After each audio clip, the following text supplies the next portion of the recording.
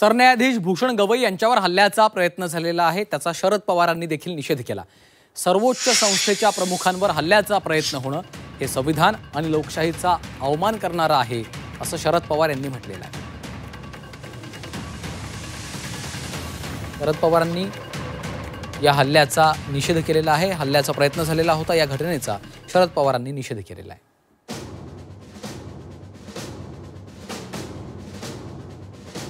शरद पवारांनी या संदर्भात ट्विट केलंय। लोकशाही आणि संविधानाच्या मूल्यांना आधार मानून वाद प्रतिवादातून न्याय भूमिकेकडे जाण्यासाठी न्यायव्यवस्था असते।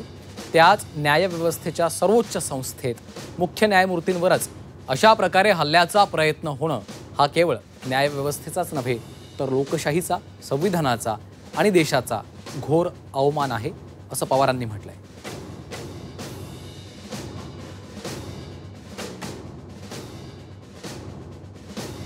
दरम्यान या संदर्भात खासदार संजय राऊत यांनी देखील या घटनेचा निषेध केलेला आहे। त्यांनी देखील ट्विट केलेला आहे। हा संविधानावरचा थेट हल्ला असल्याचं संजय राऊतांनी म्हटलंय। सुप्रीम कोर्टाचे मुख्य न्यायाधीश भूषण गवई यांच्यावरील हल्ल्याचा प्रयत्न हा डॉक्टर आंबेडकर आणि संविधानावरचा थेट हल्ला आहे। हल्लेखोर बेगडी हिंदुत्ववादी आहेत। भाजपच्या प्रशिक्षण केंद्राची ही निर्मिती आहे, असं देखील राऊतांनी म्हटलंय।